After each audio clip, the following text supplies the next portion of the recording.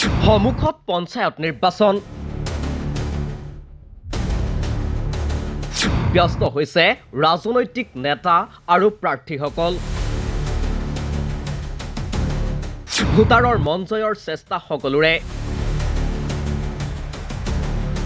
পিছে ভোটাৰ ৰাইজে কি ভাবিছে ৰাইজৰ মন বুজ লোৱাৰ চেষ্টা দি ক্ৰছ কাৰেণ্টৰ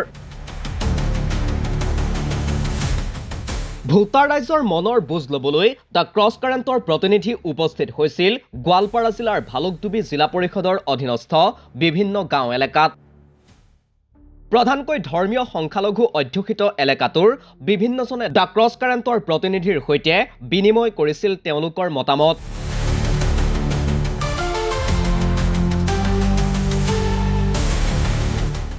সাধাৰণতে গাঁও অঞ্চলৰ সমস্যাসমূহ সমাধানৰ ক্ষেত্ৰত সৰ্বসাধাৰণে শাসক দলৰ নেতাসকলৰ মুখলৈ চাবলগীয়া হয় যদিও ৰাজনৈতিক দলসমূহৰ নীতি আৰু আদৰ্শই ভোটাৰ ৰাইজৰ নিৰ্বাচনী সিদ্ধান্তক ভালেখিনি প্ৰভাৱান্বিত কৰে ভালুকডুবিও ইয়াৰ ব্যতিক্ৰম নহয় আমি ইলেকশ্যনৰ অলপ খা খবৰ কৰিবৰ কাৰণে আহিছিলোঁ কেনেকুৱা চলিছে কেনেকুৱা দেখিছে পৰিস্থিতি ইলেকশ্যনত পৰিস্থিতি ভালে আছে আচ্ছা আপোনালোকে যাক যিগৰাকী প্ৰাৰ্থীক মানে ভোট দিব তেওঁৰ পৰা আপোনালোকে কি আশা কৰিব এতিয়া এখন আমাৰ চিন্তা ভাৱনা কৰিব লাগিব এতিয়া কাক ভোট দিব সেইটো ক'ব নালাগে কিয় ভোট দিব ভোট দিব ৰাজ্যৰ কামৰ কাৰণে দেশৰ উন্নতি হ'ব ভাল আপোনালোকৰ ইয়াতে কি কি কাম হ'ব লাগে ৰাস্তা ঘাট বিজুলী এইবোৰ হোৱা নাই নেকি এতিয়ালৈকে ৰাস্তা ঘাট এখনো বাদ আছে বহু বাদ আছে মানুহবিলাকে আইৰ ঘৰবিলাক নাপায় একটা ঘরও দিয়া নাই ঘর বাজেট হয়ে আছে তাতে একটা ঘর ছাড়া নাই হ্যাঁ ঘরগুলো আমি পাবা লাগে হ্যাঁ তাতে লিস্ট করে থৈছে পঞ্চায়েত ঘর নাম টাম সবে আছে ফটো মারি লৈছে তো পর্যন্ত ঘর তো দিয়া নাই লোকসভা নিৰ্বাচনত শোচনীয় পৰাজয়ে কঁকাল ভাঙি পেলোৱা মৌলানা বদৰুদ্দিন আজমলৰ দল এআইইউডিএফ দলে পঞ্চায়ত নিৰ্বাচনক কঁকাল পুনোৱাৰ প্ৰাথমিক পদক্ষেপ হিচাপে লৈ পঞ্চায়ত নিৰ্বাচনত জঁপিয়াই পৰিছে নিৰ্বাচনী প্ৰচাৰত ব্যস্ত হৈ পৰা দলটোৰ জিলা পৰিষদৰ প্ৰাৰ্থীগৰাকীয়ে দ্য ক্ৰছ কাৰেণ্টক ক'লে তেওঁৰ মনৰ কথা গোৱালপাৰা জিলাৰ ভালুকডুবি জিলা পৰিষদ সমষ্টিৰ প্ৰাৰ্থী এআইইউডিএফ দলৰ প্ৰাৰ্থী আৰিফুদ্দিন আহমেদ লোকসভা নিৰ্বাচন শেষ হ'বৰ বেছি দিন হোৱা নাই লোকসভা নিৰ্বাচনত এই সমষ্টিতে আপোনালোকৰ নেতা মৌলানা বদৰুদ্দিন আজমল শোচনীয়ভাৱে 10 লাখ ভোটৰ ব্যৱধানত পৰাজিত হৈছে পঞ্চায়ত নিৰ্বাচনত কি হ'ব চাওক এইটো ৰাজনীতিটোতো জানেই আপোনালোকে যে এটা জনতা জনাৰ্দনৰ বিবেচনা তে যদিও আমাৰ দলৰ বদৰুদ্দিন আজমল সাহেব পৰাজিত হৈছে হয়তো জনতাই পৰাজিত কৰিছে তো এইবাৰ পঞ্চায়তত আমি আশাবাদী যে জনতাই পৰাজিত কৰি বৰ্তমানে জনতাই যিখিনি আমি সঁহাৰি পাইছোঁ অধিক সঁহাৰি পাইছোঁ যে আমি পৰাজিত কৰি আমাৰ ভুল হৈছে গতিকে পঞ্চায়তৰ থ্ৰুত আমি MDC অৰ্থাৎ ZPC আঞ্চলিক এই দুটা দল আৰু যত মেম্বাৰৰ পৰাই আমাৰ সভাপতি হ'ব গতিকে সেইটো মই নকওঁ গতিকে আঞ্চলিক আৰু আমাৰ জিলা পৰিষদৰ প্ৰাৰ্থীজনক যথেষ্ট স্থানীয় ৰাইজে বা 6টা কৰি পঞ্চায়ত আছে পঞ্চায়তৰ ৰাইজে আমাক অতি কষ্ট মানে ভোটাৰে আমাক সঁহাৰি দিছে প্ৰাৰ্থিত্ব প্ৰদানৰ ক্ষেত্ৰত ধনৰ লেনদেন কৰাৰ গুৰুতৰ অভিযোগৰ সন্মুখীন হোৱা কংগ্ৰেছ দলৰ প্ৰাৰ্থীগৰাকীয়ে সমষ্টিবাসীৰ ভূমিৰ অধিকাৰ প্ৰতিষ্ঠাকে লক্ষ্য হিচাপে লোৱা বুলি দাবী কৰি ভোটাৰ ৰাইজৰ মন জয় কৰিবলৈ আপ্ৰাণ চেষ্টা অব্যাহত ৰাখিছে মোৰ লগত আছে গোৱালপাৰা জিলাৰ ভালুকডুবি জিলা পৰিষদৰ প্ৰাৰ্থী এই নিৰ্বাচনত পঞ্চায়ত নিৰ্বাচনত জিলা পৰিষদৰ কংগ্ৰেছ মনোনীত প্ৰাৰ্থী সাইদুৰ ৰহমান মোল্লা সাইদুৰ ৰহমান মোল্লাৰ প্ৰাৰ্থিত্বক লৈ ইতিমধ্যে ভালুকডুবি সংখ্যালঘু প্ৰধান এটা সমষ্টি আৰু এই সংখ্যালঘু প্ৰধান সমষ্টিত সাইদুৰ ৰহমান মোল্লাৰ প্ৰতিনিধিত্বক লৈ প্ৰাৰ্থিত্বক লৈ যথেষ্ট চৰ্চা হৈছে। কিছু অভিযোগ আছে, কিছু সহযোগিতা আছে, আৰু তাৰ মাজতেই আমি ছাইদুৰ ৰহমান মোল্লাক ভালুকডুবিৰ এখন ভিতৰুৱা অঞ্চলত তেখেতে সভা কৰি আছিলে। আমি সেই সভাৰ পিছতেই তেখেতৰ লগত কথা পাতিবলৈ লৈছোঁ। ৰহমান ডাঙৰীয়া, মই আপোনাক স্বাগতম জনাইছোঁ। ধন্যবাদ। প্ৰথম কথা, আপোনাৰ যি নিৰ্বাচনী প্ৰাৰ্থিত্ব, সেই প্ৰাৰ্থিত্বক লৈ কিছু বিতৰ্ক হৈছে আপোনালোকৰ দলৰ মজিয়াত। সেই বিতৰ্কটো আপুনি নিশ্চয় জানে, মই ক'ম। সেই বিতৰ্ক হৈছে আপোনাৰ প্ৰাৰ্থিত্ব লাভৰ বাবেই আপুনি আপোনাৰ নেতাসকলক ধন আদায় দিব লগা হৈছে। এইটো সম্পূৰ্ণ মিছা কথা। মই ছাত্ৰ অৱস্থাৰ পৰা এই দলৰ লগত জড়িত হৈ আছিলোঁ। মই NSৰ সভাপতি আছিলোঁ, কলেজৰ সাধাৰণ সম্পাদক আছিলোঁ। এতিয়া মই গোৱালপাৰা জিলা কংগ্ৰেছৰ সাধাৰণ সম্পাদক আৰু সংগঠনৰ কমপ্লিট জিলাৰ, খালি এই সমষ্টি নহয় বা ভালুকডুবি নহয়, কমপ্লিট জিলাৰ দায়িত্ব মোৰ হাতত আছে। গতিকে মই জিলা কংগ্ৰেছৰ সাধাৰণ সম্পাদক সংগঠনৰ দায়িত্ব চলাই মই মোৰ টিকিট লোৱাৰ ধনৰ বিনিময়ত লোৱাৰ কথাটো মানে এইটো ৰাইজে বুজি পায়। এইবিলাক অপপ্ৰচাৰ বিজেপি আৰু কিছুমান দলে অপপ্ৰচাৰ চলাই আছে। আপোনাৰ দলৰ ভিতৰৰ পৰাও কিছু কথা অপপ্ৰচাৰ হৈছে বুলি আমি ইতিমধ্যে গম পাইছোঁ। এই নিৰ্বাচনত আপোনাৰ প্ৰথম আৰু প্ৰধান ইছ্যু কি? মোৰ প্ৰধান আৰু প্ৰথম ইছ্যু হ'ল যে দুৰ্নীতিমুক্ত সমাজ গঢ়িব লাগে, আৰু আমাৰ যিখিনি ভালুকডুবি জিলা পৰিষদৰ অন্তৰ্গত যুৱক আছে, এই যুৱকসকলক কেনেকৈ আমি আগবঢ়াই লৈ যাব পাৰোঁ, সেইটোৱে মূল উদ্দেশ্য। আপোনাৰ ছাইদুৰ ৰহমান মোল্লা, মই আপোনাক এতিয়া আপোনাৰ বিৰুদ্ধে বিজেপি অগপ দলৰ এগৰাকী প্ৰাৰ্থী আছে, যিগৰাকী প্ৰাৰ্থী আজিৰ তাৰিখত যথেষ্ট তেওঁৰ প্ৰাৰ্থিত্ব আপোনাৰ সমানেই চৰ্চালৈ আহিছে, আৰু তেওঁ বিভিন্ন ধৰণে শক্তিশালী। তেওঁ আপোনাক কি ধৰণে আপোনাৰ বাবে প্ৰত্যাহ্বান সৃষ্টি কৰিব, আৰু আপুনি তেওঁৰ বাবে কি প্ৰত্যাহ্বান সৃষ্টি কৰিব?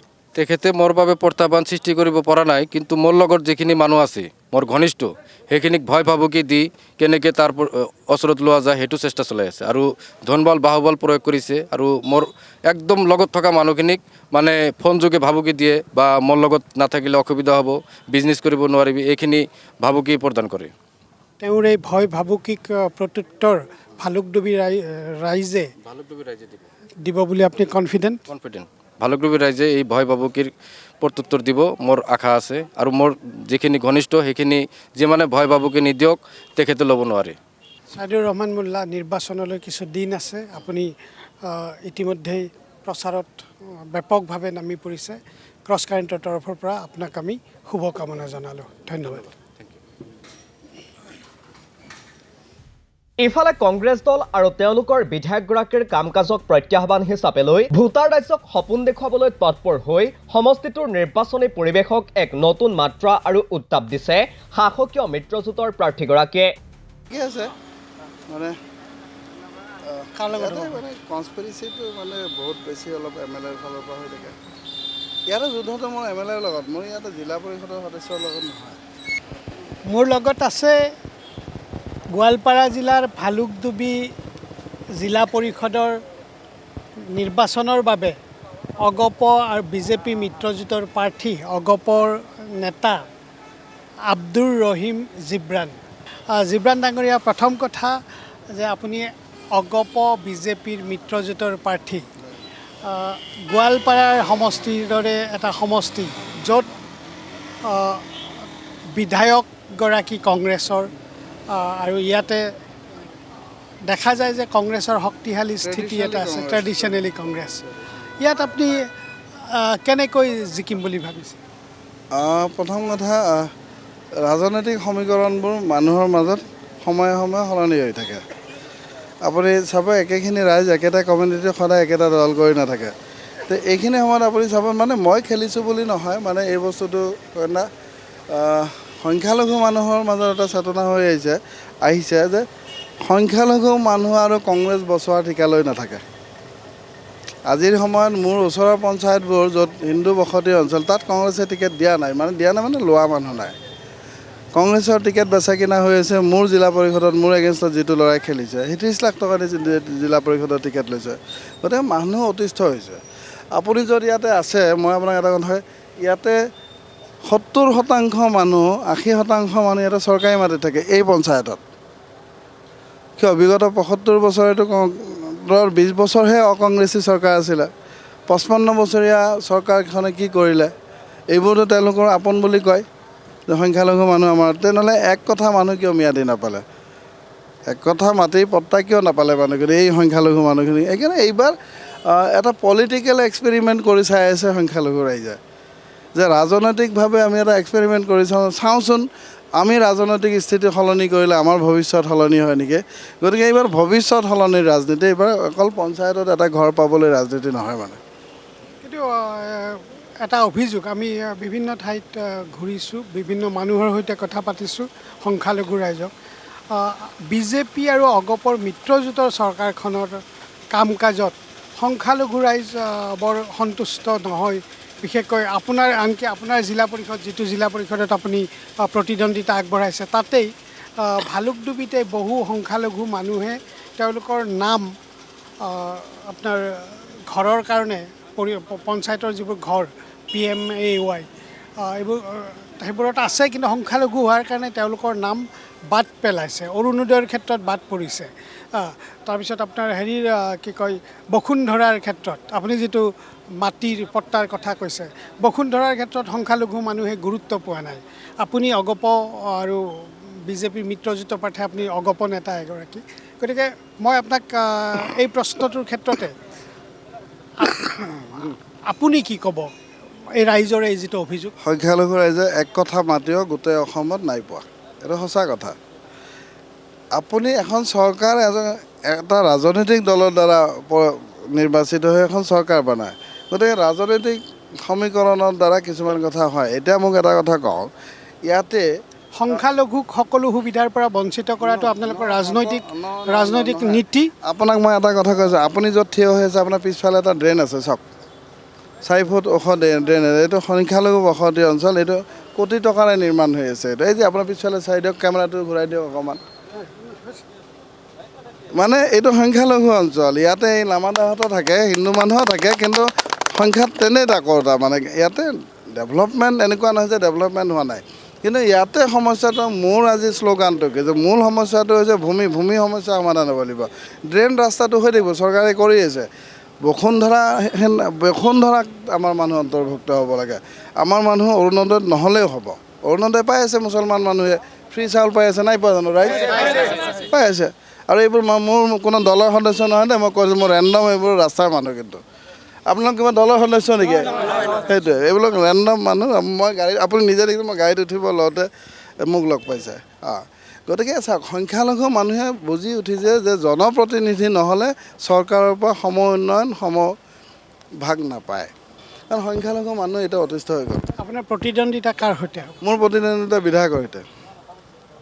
বিধায়ক আপোনাৰ ইমিডিয়েট প্ৰতিদ্বন্দ্বী নহয়, নিৰ্বাচনী প্ৰতিদ্বন্দ্বী? মই কংগ্ৰেছ, মানে ইয়াতে বিধায়কজনৰ কংগ্ৰেছ, গতিকে কংগ্ৰেছ হ'ব ইয়াতে। কিন্তু সেই প্ৰাৰ্থীজন নহয়, বিধায়ক। প্ৰাৰ্থীটো মোৰ ভাতৃ, মোৰ সৰু ভাই, তাৰ লগত কি প্ৰতিদ্বন্দ্বিতা? জীব্ৰাণ ডাঙৰীয়া, মই আপোনাক এতিয়া আপোনাৰ বিৰুদ্ধে উত্থাপিত দুটামান অভিযোগ কাৰণ আপুনি ৰাইজক উত্তৰ দিব লাগিব। প্ৰথম কথাটো হ'ল যে আপোনাক ভোট নিদিলে, অগপ আৰু বিজেপিক ভোট নিদিলে সংখ্যালঘু মানুহ উচ্ছেদ হ'ব বুলি আপোনাৰ সমৰ্থকে ভাবুকি দিয়াৰ অভিযোগ উঠিছে। ৰাইজে কওকচোন মোক, মাননীয় আমাৰ খগেন কলিতা চাহাবে কৈছে যে মোক ভোট নিদিলে বোলে ইয়াৰ পৰা উচ্ছেদ হ'ব লাগিব। কোনোবাই কৈছে নেকি ৰাইজ? কৈছে নেকি কোনোবাই? মোৰ ৰাইজে এক মিনিট, তই মোৰ দলৰ কৰ্মী, তই ক'ব নালাগে, ৰাইজে কওক। এই অভিযোগটো আমি ইতিমধ্যে আপোনাৰ ৰিজৰ্টৰ ওচৰত উচ্ছেদ হোৱা মানুহৰ পৰাই পাইছোঁ। আপুনি চাগে সেই ৰিজৰ্টত উচ্ছেদ হোৱা মানুহখিনি মুছলমানখিনিৰ ওচৰত গৈছিল? সন্মুখত হিন্দু গাঁওখনলৈতো যোৱা নাই যিখিনি উচ্ছেদ হৈছে? হিন্দু মানুহেও কৰিছে। তাৰমানে আপুনি আৰু এটা কথা জানিব লাগে, সেই অঞ্চলটোত বছৰত 2 বাৰ উচ্ছেদ হয়। খালি অকল সেই অঞ্চলটো নহয়, সেই গোটেই ৰাস্তাটো তাৰ পৰা আগুৱাই গৈ কুমৰী পঞ্চায়ত বছৰত 2 বাৰ উচ্ছেদ হয়। এইটো ৰহিম জিব্ৰাণ এতিয়া নিৰ্বাচন খেলাৰ কাৰণে ৰহিম জিব্ৰাণৰ নাম আহে। সোঁফালৰ যে মানুহ ঘৰবোৰ আপুনি দেখিছে না নিজে, যে ৰাস্তাৰ কাষত যিবোৰ ঘৰ সদায় ভাঙে, তাৰমানে এইটো আমি সৰুৰ পৰাই দেখা পাওঁ যে তাতে উচ্ছেদ সদায় হয়, নতুন নহয় নহয়, তাতে উচ্ছেদ সদায় হয়। আৰু ময়ে একমাত্ৰ মানুহ যে সেই মানুহখিনিক উচ্ছেদ হোৱাৰ পিছতো মানুহখিনিৰ লগত মই সদায় আছিলোঁ। চাওক, মানুহ দুখীয়া মানুহৰ ক্ষোভ আছে, মানুহখিনি ঘৰ দুৱাৰ ভাঙি দিছে। ইয়াৰে MLA গৈ তাতে উত্তেজিত কৰিছে যে মই ৰহিম জিবৰানক চাই ল'ম, ৰহিম জিবৰানৰ এই ৰিজৰ্ট মই ভাঙি দিম, এনেকৈ তাতে ভাষণ দিছে অন কেমেৰা। তো মই আপোনাক অন কেমেৰা কৈ থৈ দিছোঁ যে ৰহিম জিবৰানৰ ঘৰ তাতে উচ্ছেদ ৰিজৰ্টখন ভাঙি দিব, ঠিক আছে, তেওঁ অবৈধভাৱে এই বনোৱা এই ইটাৰ ভাটা দুটা মই 12 তাৰিখে ভাঙি দিম, বুজিছে নাই? গতিকে উত্তেজিত কৰি ৰাজনীতি নহয়, দুখীয়া মানুহে এজন চিন্তা কৰক। খগেন দা, আপুনি বহু জ্যেষ্ঠ সাংবাদিক, এটা বস্তু চাব, অসমৰ আপোনাক চিনি নোপোৱা মানুহ নাই। এজন জনপ্ৰতিনিধিয়ে নিজকে ৰজা বুলি দাবী কৰে নেকি? এজন জনপ্ৰতিনিধিয়ে নিজকে গুণ্ডা বুলি, যিখন সভ্য সমাজত আমি বসবাস কৰোঁ, কোনোবা বিধায়ক, আৰু তেওঁ MA পাছ, তেওঁ মূৰ্খ মানুহ নহয়, কিন্তু তেওঁ গুৱাহাটী ইউনিভাৰ্চিটিৰ পৰা MA পাছ, এজন শিক্ষিত মানুহ, তেওঁ নিজকে 1 নম্বৰ গুণ্ডা বুলি দাবী কৰে নেকি? গতিকে এজন শিক্ষিত হয় কিন্তু মাৰ্জিত নহয় তেওঁ। আপুনি নিৰ্বাচনৰ প্ৰাৰ্থী, আপুনি নিশ্চয় আপোনাৰ সমষ্টিৰ জিলা পৰিষদৰ সমষ্টিৰ সমস্যাসমূহ আপুনি চিনাক্ত কৰিছে। মূল সমস্যা মাটি, 3টা মূল সমস্যা মাটি, বাকীখিনি মই গৌণ বুলি ভাবোঁ। মোৰ কাৰণে এজন মানুহ যদি ৰাতি ঘৰত থাকিব নোৱাৰে, নটিচ লৈ ঘূৰি থাকিবলগীয়া বুকুত, আপুনি জানে ইয়াতে প্ৰত্যেকজন মানুহ নটিচ আছে নে আপোনালোকৰ? ইয়াতে প্ৰত্যেকজন মানুহৰ বুকুত নটিচ আছে, ৰাতি সেই নটিচখন চাই আৰু শুব নোৱাৰে। আপুনি যিটো দলৰ প্ৰতিনিধিত্ব কৰিছে, সেই দলটো চৰকাৰৰ অংশীদাৰ, আৰু সেই চৰকাৰে জাৰি কৰা নটিচ লৈ এই মানুহবোৰে ঘূৰি ফুৰিব লগা হৈছে। কিয় হৈছে? তাৰ কাৰণটো হ'ল আমাৰ জনপ্ৰতিনিধি মাত মাতিব কোনে? মাতটো কোনে মাতিব আপুনি কওক? এই বস্তুবোৰ ৰাজনৈতিক সমাধান বিচাৰিব হ'লে আপুনি বিৰোধী দলত থাকি বিচাৰিব নেকি? এই চৰকাৰখনত থাকি বিচাৰিবলগীয়া। গতিকে এইটো এটা আৰম্ভণি, পঞ্চায়তৰ পৰা আমি বিধানসভালৈকে এইবাৰ সংখ্যালঘুৰ মাজত ৰাজনৈতিক সমীকৰণ সলনি হৈ গ'ল। সংখ্যালঘুৱে বিচাৰিছে যে আমাৰ লেণ্ড এডভাইজৰী বৰ্ডত কোন থাকে? ক্ষমতাশালী দলৰ মানুহ থাকে। যদি ক্ষমতাশালী দলৰ মানুহ থাকে, তেনেহ'লে আমি ক্ষমতাত পঠিয়ালোঁ কাক? ক্ষমতাত সংখ্যালঘু মানুহে এজন বিধায়ক পঠিয়াইছে, নাই পঠোৱা নাই। গতিকে তাৰে প্ৰস্তুতি এই পঞ্চায়তৰ পৰা আৰম্ভ হৈছে। আপোনালৈ আমাৰ সংস্কাৰ তৰফৰ পৰা শুভেচ্ছা থাকিল, নিৰ্বাচনী শুভেচ্ছা। আশা কৰোঁ আপুনি এই যাত্ৰাত সফলতা অৰ্জন কৰিব। ধন্যবাদ। পিছে সকলোবোৰ ৰাজনৈতিক সমীকৰণত যেন আউল লগাব ওলাইছে ৰাইজৰ দলৰ প্ৰাৰ্থীগৰাকীয়ে। ভোটাৰ ৰাইজৰ মুখত উচ্চাৰিত হৈছে অখিল গগৈৰ নিষ্ঠা আৰু সততাৰ কথা। আমি আজি উপস্থিত আছোঁ গোৱালপাৰা জিলাত, আৰু গোৱালপাৰা জিলাৰ ভালুকডুবি জিলা পৰিষদত আমি বৰ্তমান উপস্থিত আছোঁ। আৰু আমাৰ সৈতে উপস্থিত আছে ৰাইজৰ দলৰ যিগৰাকী প্ৰাৰ্থী, তেখেতৰ নাম হৈছে আবু বক্কৰ আলী। আমি পোনে পোনে তেখেতৰ কাষলৈ আহিব বিচাৰিছোঁ। আপোনাক স্বাগতম জনাইছোঁ। নমস্কাৰ। হয়, আপুনি এইবাৰ জিলা পৰিষদৰ প্ৰাৰ্থী হিচাপে ৰাইজৰ দলক প্ৰতিনিধিত্ব কৰিছে এই জিলা পৰিষদটোত। গতিকে পোনপ্ৰথমে কওক যে কি মূল সমস্যাক লৈ আপুনি ৰাইজৰ মাজত সোমাই গৈছে? আচলতে মোৰ নামটো কৈছোঁ আবু বক্কৰ আলী। মই 2013 চনত এই কল্যাণপুৰ পঞ্চায়তৰ পৰা কাউন্সিলাৰ আঞ্চলিক টিকেট পাই কংগ্ৰেছৰ পৰা টিকেট লৈছিলোঁ। তেতিয়া মই ব্লকৰ ভাইচ চেয়াৰমেন আছিলোঁ বালিজনা আঞ্চলিকৰ। তেতিয়াৰ পৰা মই সৰুৰে পৰাই ধৰক মোৰ ঘৰত মোৰ দেউতা মেম্বাৰ আছিল, তাৰপিছত মই কাউন্সিলাৰ ব্লকৰ চেয়াৰমেন আছিলোঁ, ভাইচ চেয়াৰমেন। মোৰ উদ্দেশ্য হ'ল সদায় ৰাইজৰ লগত সেৱা কৰাৰ স্বাৰ্থে মই আছোঁ। আৰু মোৰ এটাই কথা যে মই যে নিৰ্বাচন খেলিব ওলাইছোঁ, আচলতে উদ্দেশ্য হ'ল মই সদায় ৰাইজৰ লগত থাকিম। আৰু বহুত সমস্যা আছে, আৰু জিকাৰ পিছত মোৰ ধাৰণা যে আমি প্ৰায় 6 মাহমান এই ভালুকডুবি জিলা পৰিষদৰ অন্তৰ্গত যেনেকুৱা কুমৰি, হাছিলা, ভালুকডুবি, ৰাক্ষসনী, কালপানী, টুকুৰা আদি কৰি এই 6খন পঞ্চায়তৰ পৰা 60টা ইউনিট আছে।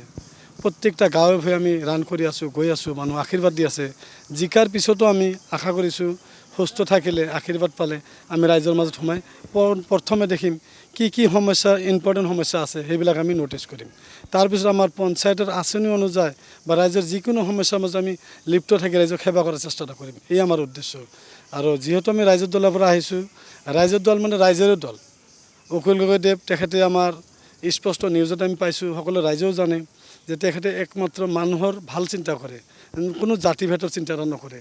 তাৰ কাৰণে মই ভাবোঁ যে এই দলটো বহুত ভাল, তাৰ কাৰণে মই আকৌ লৈছোঁ। এতিয়া আপুনি এখন মঞ্চ পাইছে, ৰাইজৰ দলৰ হৈ আপুনি এতিয়া প্ৰাৰ্থী হিচাপে আগবাঢ়ি আহিছে। আপুনি এতিয়া ৰাইজৰ মাজত যেতিয়া আপুনি সোমাই গৈছে, ৰাইজে কি বিচাৰিছে যে কি কাম আপুনি জয়ী হৈ আহিলে কি কাম আপোনাৰ দ্বাৰা হোৱাটো বিচাৰিছে?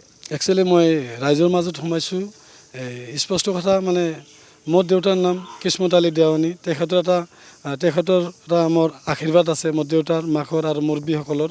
তাৰপিছত মই যিহেতু ব্লকৰ চেয়াৰমেন আছিলোঁ আৰু কিছুমান ঠাইত বেছিভাগ ঠাইতো পাইছোঁ আমি অখিল গগৈৰ নেতৃত্ব ভাল পাইছে, এই দলটোৰ নেতৃত্ব ভাল পাইছে তাৰ কাৰণে ৰাইজে মোক আঁকোৱালি লৈছে আৰু গোটেই জেগাত মইতো ভাবোঁ যে 80%ৰ ওপৰত ৰাইজে মোক সমৰ্থন কৰিছে আৰু ৰাইজে বিচাৰিছে সুস্থ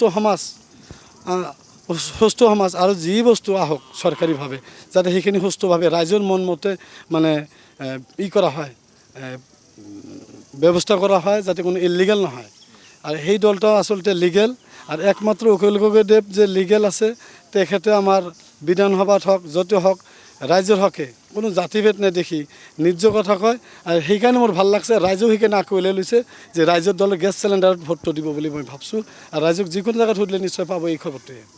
কি ভাবে আপোনাৰ আটাইতকৈ নিকট প্ৰতিদ্বন্দ্বীজন কোন হ'ব? একচুৱেলি ওপৰৱালাই জানে ভগৱানে জানে মইতো ভাবোঁ এতিয়া যোনটো পৰ্যায় মই অকলে একমাত্ৰ অখিল গগৈৰ নামত আৰু মই মুৰব্বীৰ নামত মই আবু বক্কৰৰ কিছু মেহনতত নিশ্চয় মই জয় হ'ম বুলি মোৰ আশা ওপৰৱালাৰ ওপৰত। আৰু ছেকেণ্ড পজিশ্যন হয়তো AGP হ'ব পাৰে, আকৌ হয়তো ভাবোঁ যে বহুত তলত AGP মানে ছেকেণ্ড হ'ব, এটা মোৰ ধাৰণা বৰ্তমান। তাৰমানে আপুনি এটা বৃহৎ ব্যৱধানত জয়ী হ'ব বুলি আশাবাদী? নিশ্চয় এটা মানে এনেকুৱাই মানে এছেছমেণ্ট পাইছোঁ। মোৰ কাৰণে এটা দুটা ৰাইজ বুলি নহয় কেইবাটাও অঞ্চল মিলি মিটিং কৰি পেলাই একেলগে ফাইনেল কৰি দিছে যে আপুনি আহিব নালাগে আপোনাকতো ফাইনেল কৰি দিছোঁ অখিল গগৈৰ খাতিৰত আপোনাৰ খাতিৰত চিলিণ্ডাৰ জিন্দাবাদ এনেকুৱা কথা আৰু কি। আপুনি যি ৰাইজৰ আশীৰ্বাদৰ কথা কৈছে আৰু যি নিৰীহ লোকৰ কথা কৈছে তেওঁলোকৰ আশীৰ্বাদত তেওঁলোকৰ সমৰ্থনত যাতে আপুনি জয়ী হৈ ওলাই আহি তেওঁলোকৰ বাবে কাম কৰিব পাৰে তাৰ বাবে আমি আপোনাক শুভকামনা জনাইছোঁ। ধন্যবাদ।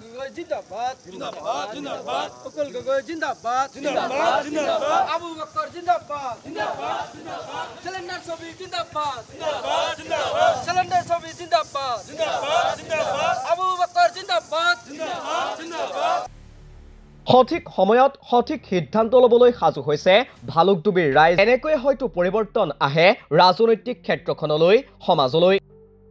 নিউজ ডেস্ক ৰিপৰ্ট দি ক্ৰছ কাৰেণ্ট। মই কিন্তু আচলতে কোনো ৰাজনীতিক দলৰ লগত মানে জড়িত নাই, সাধাৰণ ভোটাৰ হিচাপে ইমান দিনে ভোট দি আছিলোঁ, আমি প্ৰাৰ্থী চাই ভোট দি আছিলোঁ, দলৰ কোনো হেৰি ৰখা নাই। তো এইবাৰ আমাৰ মাজত ৮ নং ভালুকডুবি জিলা পৰিষদৰ যোনটো প্ৰাৰ্থী দিছে কংগ্ৰেছে বা UDF বা বিভিন্ন দলসমূহে দিছে, তো এইসকল কেণ্ডিডেটক লৈ আমি মানে সন্তুষ্ট নহয়। তো সন্তুষ্টি নোহোৱাত আমি এটা সিদ্ধান্ত ল'লোঁ, আমি 6টা জিপিৰ পৰা মানে কিছু মানুহ একলগ হৈ, তো কিছু মুখিয়াল ব্যক্তিও আছিল আমাৰ লগত, তো তেওঁলোকৰ সিদ্ধান্ত লোৱাৰ পিছত আমি এটাই সিদ্ধান্ত ল'লোঁ যে আমি ৰাইজৰ দলটো ল'ম যাত জাতিভেদ নাই, হিন্দু মুছলমান নাই, আপোনাৰ মন্দিৰ মছজিদৰ কোনো হেৰি নাই। আৰু অখিল গগৈ এজন যোগ্য ব্যক্তি, তেওঁ ভাল এজন বিধায়ক, বিধানসভাৰ মাজত তেওঁ নিৰ্ভয়ে মানে মানৱ জাতিৰ কাৰণে তেওঁ কোনো ধৰ্মক টাৰ্গেট কৰি কথা নকয়, মানৱ জাতিৰ কাৰণে মানৱ সেৱাৰ কাৰণে তেওঁ বহুত আগুৱাই আছে। বহুতবাৰ আপোনালোকে চবে চাইছে তেওঁৰ কিমান কষ্ট হৈ আছে, বাৰম্বাৰ তেওঁক অপমান অপদস্থ কৰা হৈ আছে। তেওঁ যেতিয়া মুছলমান বা বেলেগ কোনো জাতিৰ বিষয়ে কয়, মুছলমানৰ বিষয়ে কোৱাৰ লগে লগে তেওঁক অখিল উদ্দিন বুলি উপাধিও এটা দিছিলে। তো আচলতে সঁচা এষাৰ কথা যেতিয়া মাতিবলৈ যায়, তো তেতিয়া যদি তেওঁ অখিল উদ্দিন হয় তো ঠিক আছে, আমি অখিল উদ্দিনৰ লগতে থাকিম। আৰু যোগ্য কেণ্ডিডেট আমাৰ আবু বক্কৰ আলীয়ে হয়, আৰু আমি ৰাইজৰ পদূলিত ৰাইজৰ বিবেচনাত ৰাইজক লগত লৈ আমি ৰাইজৰ দলৰ লগতে আমি আছোঁ। আৰু আমি মোটামুটি আমি 6টা পঞ্চায়তত আপোনাৰ যিখিনি হেৰি আছে খণ্ড আছে গোটেইখিনি খণ্ডত আমি বিচাৰি পাইছোঁ, মোটামুটি আমি 60% ভোট আমি পাম।